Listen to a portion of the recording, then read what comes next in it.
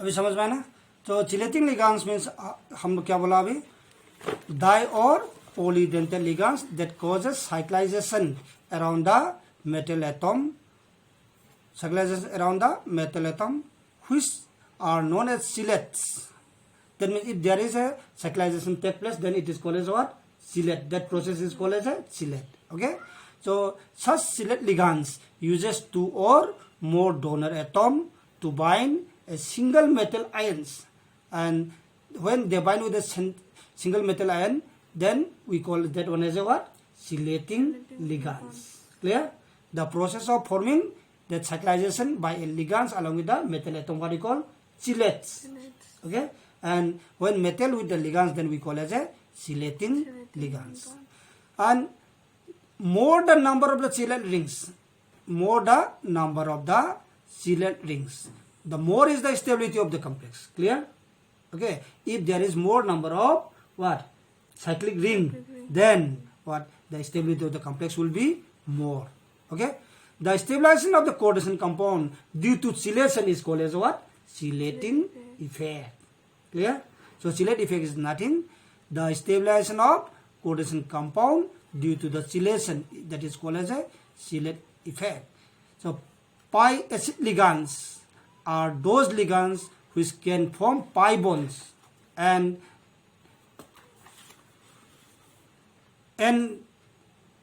bond by accepting an appreciable amount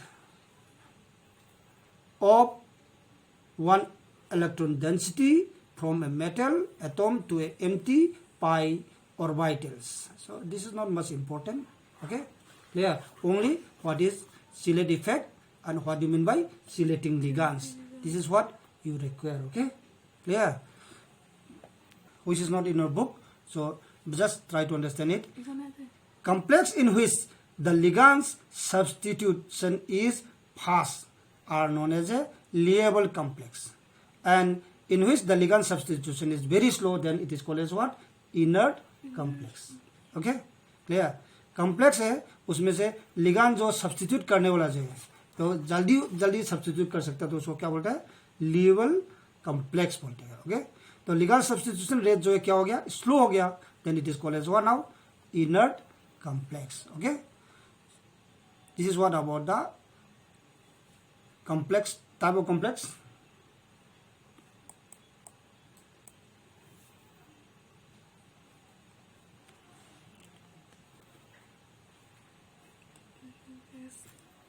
Now we'll see about the effective atomic number. Okay, in a complex, effective atomic number of a metal is equal to the total number of electrons present on it. Clear? तो effective atomic number En जो है क्या बोला?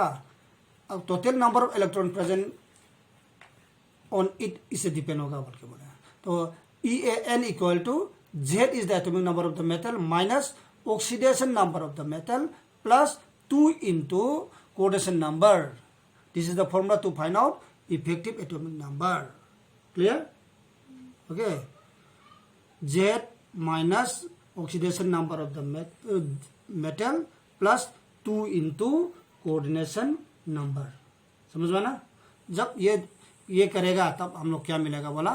आपका effective atomic number मिलेगा बोल के बोला. तो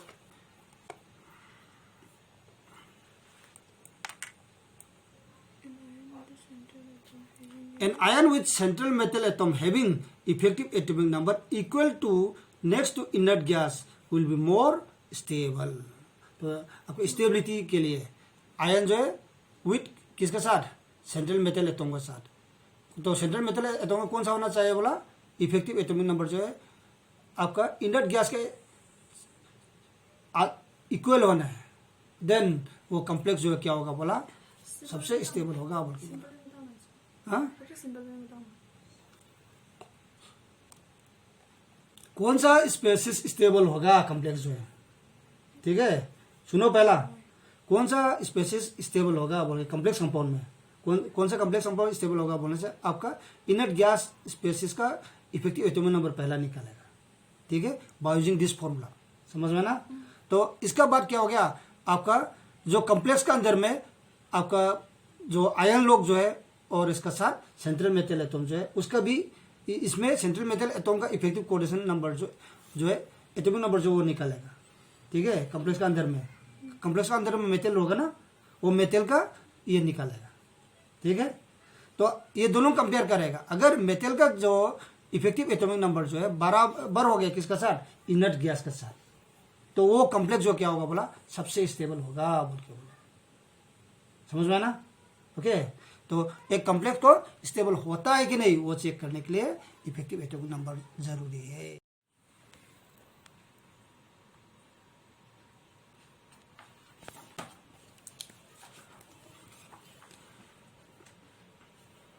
Now we'll see about the chelating ligands, okay? Di or polydentate ligands, di or polydentate ligands causes cyclizations around the metal atom which are known as chelate, okay? Which are known as chelates. Such ligands uses two or more donor atoms to bind a single metal ions are known as chelating ligands. Okay, so chelating ligand is nothing, आपका क्या बोला, डाइडेंटर हो सकता है, नहीं तो polydentate लिगांड्स हो सकता है, ओके। लेकिन वो सेंट्रल मेटल एटम का साथ क्या होना चाहिए बोला, रिंग स्ट्रक्चर होना है। समझ में ना, कितना रिंग बना सकता है, तो उसको हम लोग क्या बोलता है बोला, अगर रिंग बना सकता है तो वो लिगांड्स को क्या बोलेगा बोला, चिलेटिंग लिगांड्स बोल के बोलेगा, ओके, ठीक है। तो चिलेटिंग लिगांड्स जो है क्या होगा बोला, अगर चिलेट करने के लिए क्या चाहिए बोला, मोर देन 2 डोनर एटम चाहिए, ठीक है।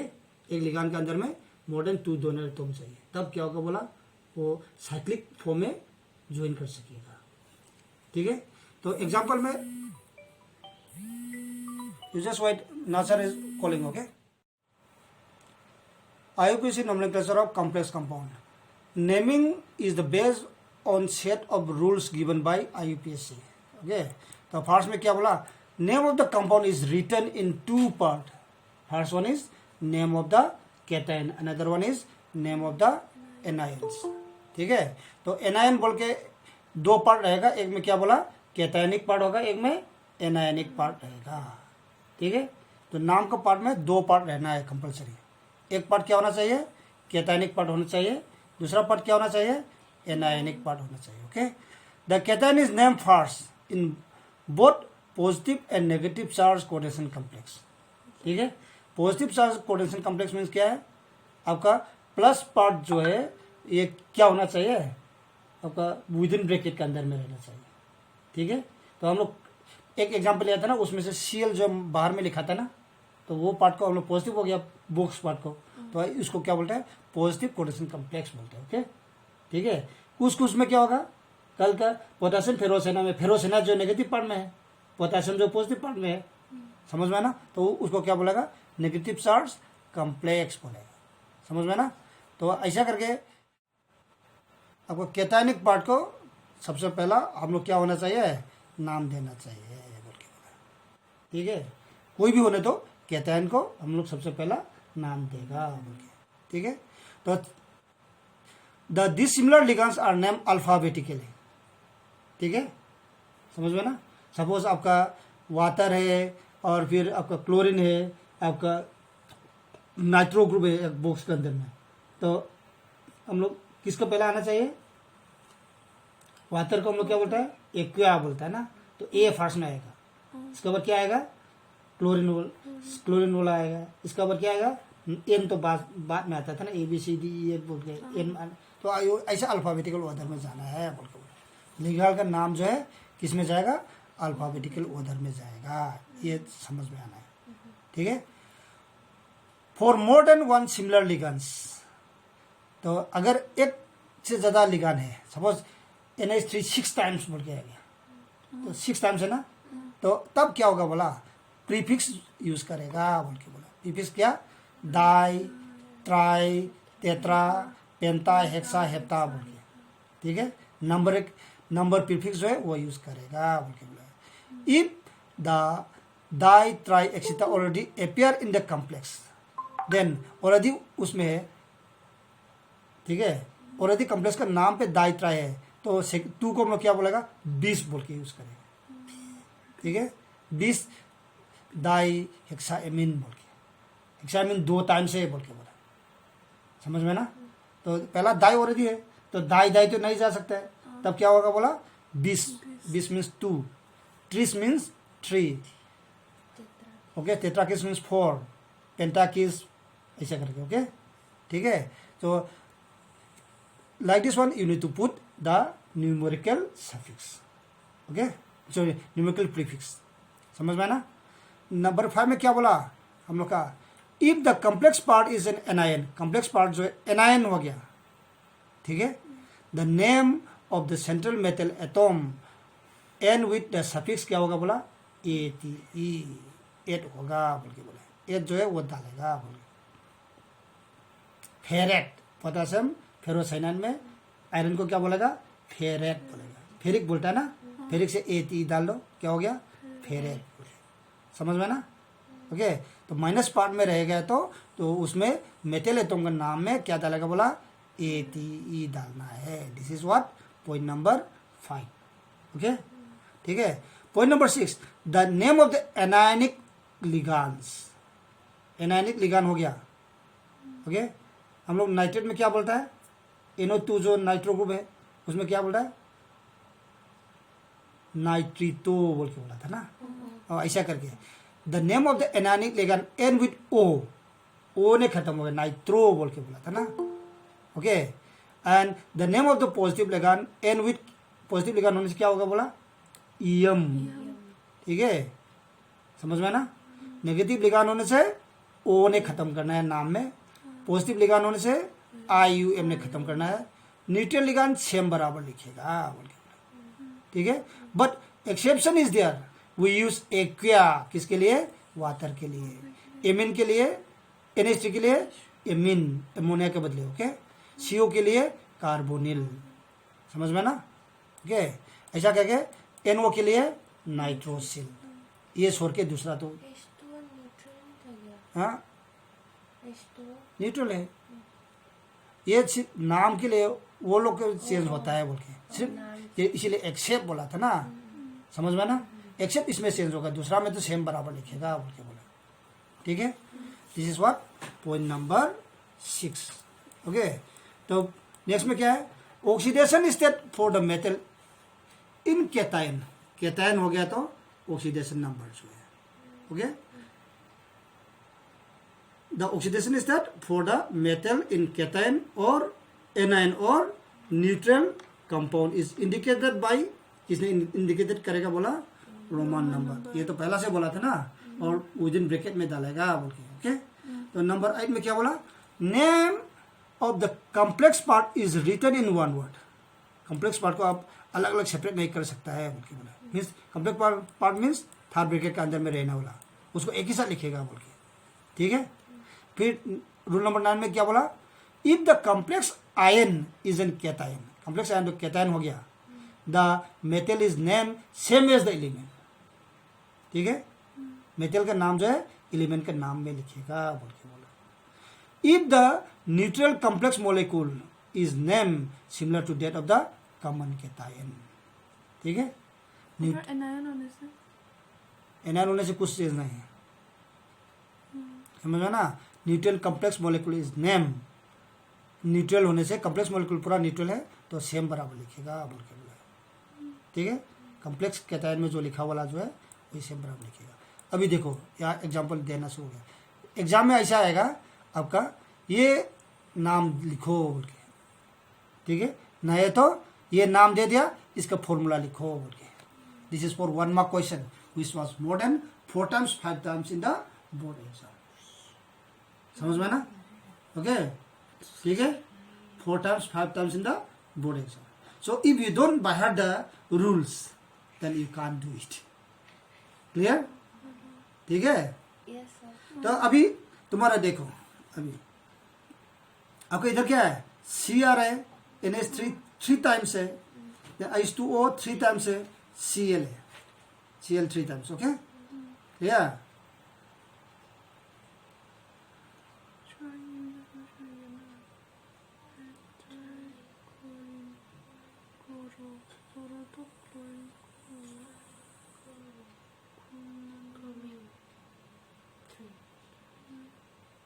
So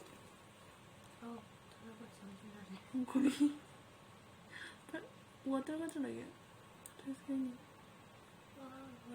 एक कलर है वही तो सोचेगा वो एक ये इधर में 3 टाइम्स ऑफ वाटर है ओके तो 3 टाइम्स ऑफ मीन्स एक्वा है ये तो एमिन ग्रुप है 3 टाइम्स ओके तो ए एम ए क्यू किसने पहला आता है ए क्यू ए तो बराबर हो गया तो नेक्स्ट अल्फाबेट में क्या है एक में क्यू है एक में एम है तो किसने पहला आता है एम पहला आता है ना तो एम वाला पहला लिखेगा okay tri amine tri aqua okay tri amine tri aqua chromium आ गया फिर इसका बाद ओके तो इसका क्लोरीन में क्या है 3 मीन्स -3 होगा -3 जो ये कॉम्प्लेक्स का कितना होना चाहिए +3 होना चाहिए तो ये 0 हो गया ये 0 हो गया इसका कोटेशन नंबर कितना है +3 हो जाएगा ना that means x +0 into 3 +0 into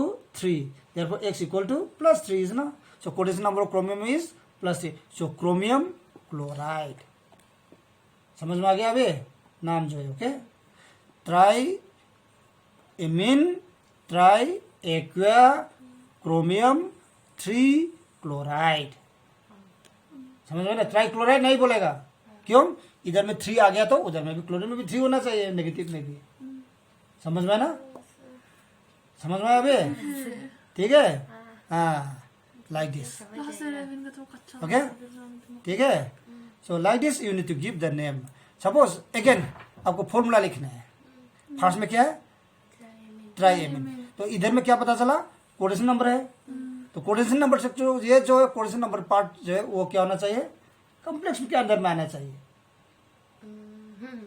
समझ में आया अबे पता चला अबे तो आपका सेंट्रल मेथड क्या है वो पहला लिखेगा सेंट्रल मेथड क्या है क्रोमियम है मेटल है तुम तो क्रोमियम पहला लिखा गया थर्ड ब्रैकेट के अंदर में लिख के ठीक है तो इसके बाद हम लोग क्या बोला ट्राई एमिन तो एमिन का 3 डालेगा इसके बाद ट्राई एक्वा बोला था ना तो ब्रैकेट खत्म हो गया क्लोरीन हो गया और +3 आ गया तो -3 होना चाहिए समझा अभी तो फॉर्मूला इजीली लिख सकेगा ठीक है यार से समझ में आ रहे अभी ड्राइंग करो बोल के बोले आपका ठीक है ड्राइंग करना है उसका तो क्या होना कैसा ड्राइंग करेगा सीआर मिडल में लिखेगा ठीक है तो इसके बाद NH3 ठीक है इसका वाटर डीप लाइन ठीक है समझा में द्वितीय लाइन में CL और वाटर वो बॉल लाइन समझा में okay so NH3 then H2O then CL तो उसको 20 में डालते जाओ CL को बीच में 3 है ना तो आपका ट्राइंगल के वे में डालो CL भी ट्राइंगल के वे में NH3 भी ट्राइंगल के वे में वाटर भी ट्राइंगल के वे में समझा में तो एक ट्राइंगल बनाना मतलब क्या है 20 में सब आ जाएगा समझ में ना ठीक है तो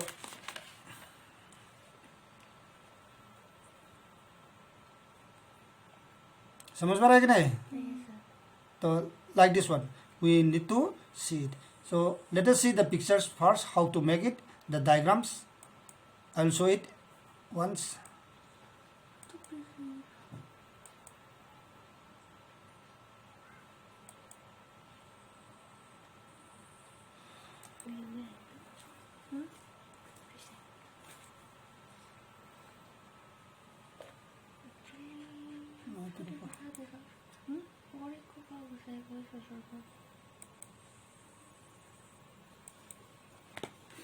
तो नोटबुक में ड्राइंग करके दिखा दे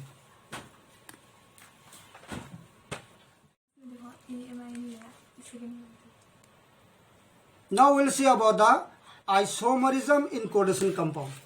Okay, so we just in your textbooks you can see it how to give the name.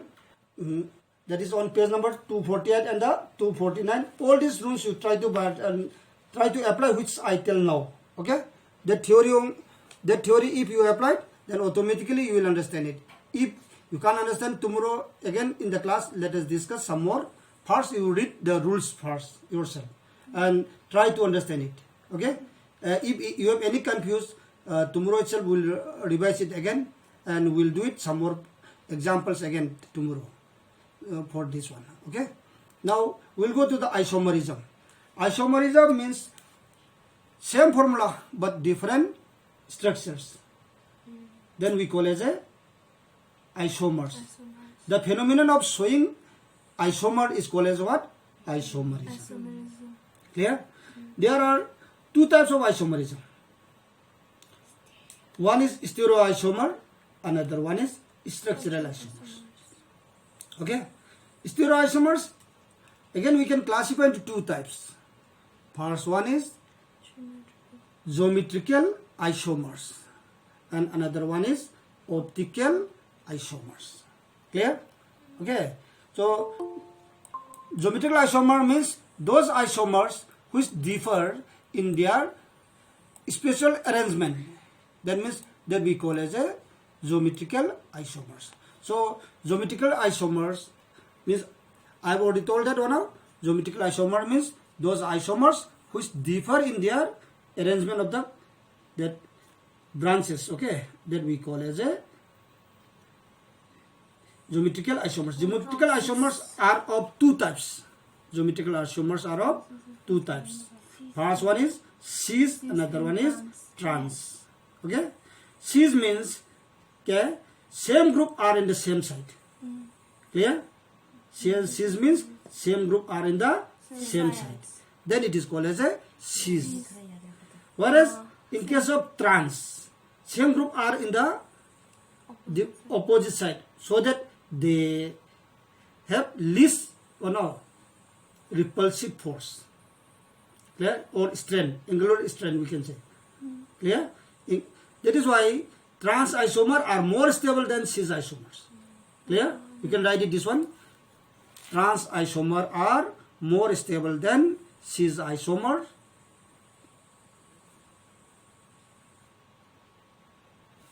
Trans isomer are more stable than cis isomers because they have less angular strength than cis. Clear? Okay, so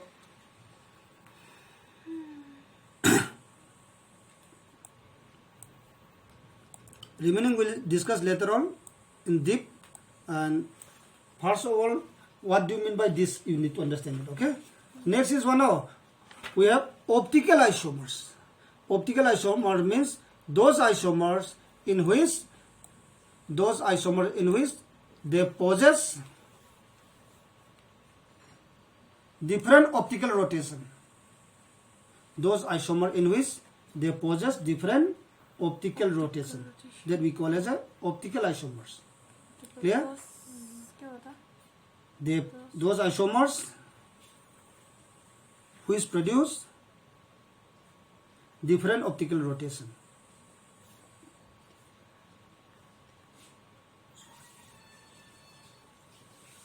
Clear? Then optical rotation means क्या है? Optical rotation means monochromatic light बोल के एक है, एक ही direction में जाने वाला लाइट को हम लोग क्या बोलता है? Monochromatic light. ठीक है, तो मोनोक्रोमेटिक लाइट कब कैसा मिलता है? मतलब हम लोग का अभी का जो ट्यूब लाइट हो, जो भी लाइट सोर्स हो, क्या है? प्रोपागेट इन ऑल डायरेक्शन है कि नहीं? उसको हम लोग काम में पास कर दिया, निकोल्स प्रिज्म बोल के एक प्रिज्म में पास करेंगे. ठीक है, निकोल प्रिज्म में पास करने के बाद एक टाइप का लाइट आएगा, ओनली वन डायरेक्शन में जाने वाला, उसको बोलते हैं हम लोग मोनोक्रोमेटिक लाइट. समझ में ना? अब अभी मोनोक्रोमेटिक लाइट जो है क्या कर दिया? एक सिलेंडर के अंदर में डाल दिया, पास कर दिया. ओके, ठीक है, तो वो सिलेंडर के अंदर में आपका ऑप्टिकल एक्टिविटी चेक करने वाला जो सॉल्यूशन डाल दिया। सपोज हमको ग्लूकोज के ऑप्टिकल एक्टिविटी चेक करना है, ऑप्टिकल आइसोमर है कि नहीं चेक करना है, तो क्या करेगा, ग्लूकोज सॉल्यूशन डालेगा, ठीक है, वो सिलेंडर के अंदर में। तो सिलेंडर के अंदर में लाइट पास करा देगा। लाइट पास करने के बाद लाइट सिलेंडर को ऑपोजिट साइड में हम लोग एक प्रोटेक्टर जैसा एक एंगल लिखने वाला रोटेटर एक डाल देगा। ओके, तो अब लाइट क्या है बोला, पार्टिकल नेचर है बोलता है ना, तो पार्टिकल नेचर में से स्ट्राइक करेगा ना प्रोटेक्टर, तो प्रोटेक्टर क्या होगा, रोटेशन करेगा, ठीक है। तो कितना एंगल रोटेट किया, कैसे क्या रोटेशन का बता? समझ में ना, तो कितना एंगल रोटेट किया बोल के पता चलेगा। जो रोटेशन का एंगल पता चल गया मतलब उतना, उसको क्या बोलते हैं, लेफ्ट साइड में ये करने से प्लस है, प्लस को हम लोग क्या बोलता है, डी बोलते हैं, ठीक है। और आपका एंटीक्लॉकवाइज में रोटेट किया, इसका मतलब क्या है, एल बोलते हैं, एल को क्या बोलता है, लिवो मीन्स नेगेटिव बोलता है, समझ में ना। तो ऑप्टिकल तो जो ऑप्टिकल एक्टिविटी जो है क्या है, अभी रोटेट कर सकता है कि नहीं वो चेक करता है, समझ में ना। जो अभी अब रोटेट कर सकने से क्या बोला, ऑप्टिकली एक्टिव ये बोलेगा, रोटेट नहीं कर सकने से क्या बोलेगा, ऑप्टिकली इनएक्टिव बोलेगा, ठीक है। तो कब रोटेट कर सकता है, कब रोटेट नहीं कर सकता है, देखो फिर उसके लिए क्या चाहिए, सीरियल स्ट्रक्चर बोल के, ठीक है। ये सीरियल पार्ट जो है कहाँ में आएगा, आपका नेक्स्ट हेलो अल्किन चैप्टर में आने वाला है, समझ में ना, बुक 2 का फर्स्ट में, इसीलिए अभी थोड़ा सा समझना, ठीक है। सीरियल मोलेकुल क्या है बोलने से, आपका सीरियल में क्या है, एसिमेट्रिक कार्बन रहना है बोल के, asymmetric carbon, okay, asymmetric carbon centre रहना है, मीन्स दैट क्या है, आपका एक नोटबुक ले लो, ठीक है, नोटबुक जो है एग्जैक्टली फोल्डिंग करके आपका आधा आधा एग्जैक्ट मिल सकता है ना, तो मिल सकता मतलब क्या है, ये एसिमेट्रिक नहीं है, एसिमेट्रिक मीन्स बराबर कभी नहीं मिलना है बोल के, समझ में ना। तो आपका left hand right hand exactly fold करो, ऑपोजिट में मिरर इमेज मिलता है ना, वो नहीं, ऑपोजिट आपका, ठीक है, कभी बराबर नहीं होता है, एक में अंगूठा जो दूसरा साइड में हो जाएगा, दूसरा अंगूठा दूसरा में हो जाएगा, ठीक है। तो non super impossible mirror image आएगा, समझ में ना, the term non super impossible mirror image, ठीक है। तो it arises when mirror images can not be super impossible to one another बोल के बोला था ना, ऐसा स्ट्रक्चर को हम लोग क्या बोलते हैं, सीरियल स्ट्रक्चर बोलते हैं। Non super imposable, super imposable means actually overlap कर सकने वाला, आपको पेपर को एक्चुअली ओवरलैप कर सकता है ना, वो सुपर इम्पोजिबल हो गया, ठीक है। तो जब non super impossible mirror image आता है तब क्या होगा बोला, ऑप्टिकल आइसोमर्स होगा बोल के, ठीक है। ऐसा करके दो अलग अलग इमेज जिंदगी भर जो ओवरलैप नहीं होता है उसको क्या बोलते हैं हम लोग, वो दोनों मिक्स इमेज को हम लोग क्या बोलते हैं, इनआंसोमर्स बोलते हैं, दोनों आइसोमर्स को, ठीक है। आइसोमर्स है उसमें क्या है, दोनों का इमेज जो है कभी ओवरलैपिंग नहीं होना है, उसको क्या बोलते हैं हम लोग, इनआंसोमर्स बोलते हैं, समझ में ना। तो इधर में पिक्चर में क्या बोला, दो फॉर्म में बोला, एक में क्या है डेक्स्ट्रो, एक में क्या है लिवो फॉर्म में बोल दिया ना, समझ में ना। So like this one we have about the optical isomers, ठीक है। अभी दो टाइप का आइसोमर समझ में आ गया, बेसिक जो है, और डिटेल जो आपका किताब के थ्रू से जाएगा हम लोग बाद में। तो अभी फिलहाल के लिए क्या पता चला, आपका ऑप्टिकल आइसोमर क्या है, ज्योमेट्रिकल आइसोमर क्या है, दोनों को हम लोग क्या बोलता था, स्टेरियो आइसोमर्स। तो दोनों किसके चलते हुए हुआ है बोले, किसके चलते हुआ है, अरेंजमेंट के चलते हुए ना, समझा भैया। आपका लेफ्ट हैंड उधर है बोला, राइट हैंड तो अंगूठी इस तरफ में बोला है कि नहीं, ऐसा करके। तो अरेंजमेंट डिफरेंट का चलते हुए आने वाला को क्या बोलते हैं हम लोग, स्टेरियो आइसोमर्स बोलते हैं, समझ में आ गया ना भैया। ओके, नेक्स्ट में क्या है, structural isomers, that means differ in the structures. Structural isomer means isomers which differ in their structures, that we call as a structural isomers. समझ में आया अभी। तो स्ट्रक्चरल आइसोमर्स का हम लोग अलग अलग टाइप है बोल के बताया था ना, ठीक है। First one let us discuss about the linkage isomers, ठीक है। लिंकेज मीन्स लिंकेज आइसोमर में क्या होना चाहिए, लिंक में अंतर होना चाहिए, समझ में ना। ओके, आपका लिंकेज आइसोमर में एक एग्जांपल बताओ, बोलने से क्या बताएगा, MACN MNCS बोल के बताया था ना, एम्बिडेंट लिगांड में हम बताया था ना अभी, समझ में आ गया। उसमें लिंक डिफर है कि नहीं, एक में किसके साथ लिंक किया, एस का साथ लिंक किया, एक में किसके साथ, एन का साथ। इवन MNO में भी, MNO2 में भी क्या है, एक M है, एक N के साथ ज्वाइन किया, एक O के साथ ज्वाइन किया, समझा भैया। तो ऐसा आइसोमर्स को हम लोग क्या बोलता है, लिंकेज आइसोमर्स। Clear, okay. तो हियर ऑल्सो द सेम, समझ में ना। तो लिंकेज आइसोमर जो है वही है बोल के बोले। अभी देखो इसमें फर्स्ट एग्जांपल जो है CONH3 5 टाइम्स NO2, ठीक है। अब N का साथ लिंक कर रहे हैं, समझ में ना। और इधर में क्या है, ONO, O का साथ लिंक किया ना, समझा भी। तो दैट मीन्स ये लिंक में अंतर हो रहा है ना, ठीक है। तो इसीलिए उसको क्या बोलते हैं हम लोग, लिंकेज आइसोमर्स। ओके, तो कोऑर्डिनेशन मीन्स आपका कोऑर्डिनेट करने का पार्ट जो उसमें डिफरेंट होने से उसको क्या बोलता है, coordination isomers means interchange of ligands है, इंटरचेंज ऑफ लिगांड्स। सपोज ये दोनों मिलके एक कंपाउंड है, CrNH3 6 टाइम्स, उधर में एक ब्रैकेट होगा, और इसके बाद COCN 6 टाइम्स। ओके, तो ये कोबाल्ट जो किसके साथ, साइनाइड के साथ, क्रोमियम जो किसके साथ, एमिन के साथ, एमोनिया जो है, समझ में आना। तो अभी इंटरचेंज करो, क्रोमियम जो साइनाइड के साथ डाल दो, और आपका कोबाल्ट जो है एमिन के साथ डाल दो, समझ में आया। तो ये किसमें अंतर हो रहा है, कोऑर्डिनेशन में अंतर हो रहा है ना, तो उसको बोलते हैं हम लोग कोऑर्डिनेशन आइसोमर्स। लिख सकेगा ना अभी, how to write coordination isomers, ठीक है। तो एग्जाम में क्या पूछेगा, write the linkage isomer of the given species. हाँ, लिंकेज में अंतर करना चाहिए आपको, जब फॉर्मूला पता नहीं है तो उपाय नहीं है, समझा भी। Write the possible coordination isomers of the following species, एक फॉर्मूला दे देगा उसको, पॉसिबल कोऑर्डिनेशन आइसोमर लिखो बोल, ठीक है। Write the ionization isomers of the given species, समझा भी। तो फिर हम लोग ionization isomer, ionization isomer means number of ions अंतर होना चाहिए, ठीक है, समझ में ना, number of ions should be differ. So इधर देखो CONH3 5 टाइम्स SO4 Br है, ठीक है। तो बाहर में आपका ये काउंटर आयन क्या है, Br है। अभी Br को अंदर रखो, SO4 को बाहर चला जाओ, काउंटर आयन क्या हो गया, SO4 हो गया, समझा भी। तो आयन अंतर हो रहा है कि नहीं, इसको क्या बोलते हैं हम लोग, आयोनाइजेशन आइसोमर्स, समझा भी, समझ में ना। मीन्स दैट डिफरेंट आयन देना है बोल के बोला है। तो जब डिफरेंट आयन देता है उसको क्या बोलता है, आयोनाइजेशन आइसोमर्स बोलते हैं। Okay, next means solution ions. तो सोल्वेशन आइसोमर में क्या है, हाइड्रेटेड आइसोमर से है, ठीक है।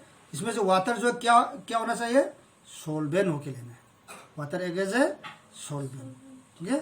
And it has different number of water molecule in the coordination spheres and outside.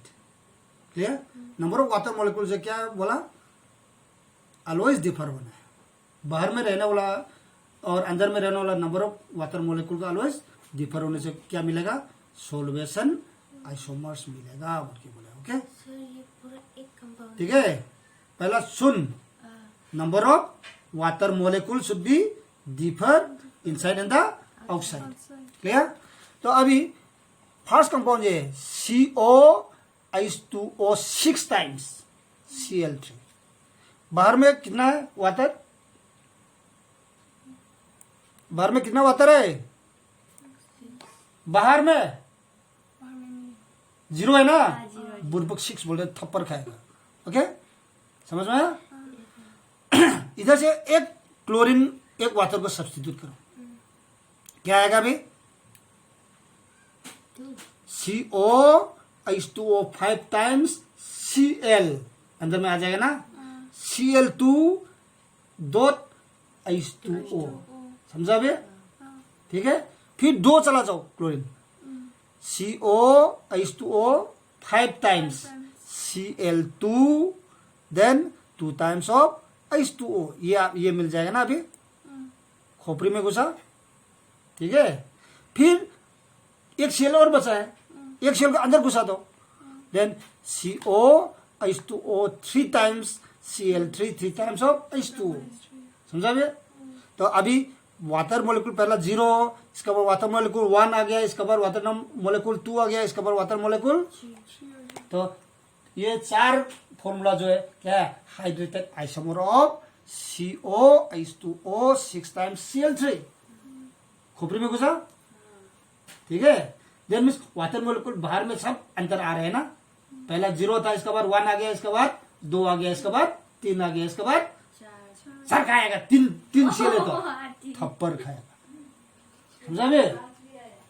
ठीक है, तो ऐसा करके वाटर मोलिक्यूल अंदर होते जा रहेगा, तो उसको क्या बोलेगा, बोला सॉल्वेटेड आइसोमर्स, ओके। तो आज के लिए उतना तक करेगा हम लोग, थैंक यू।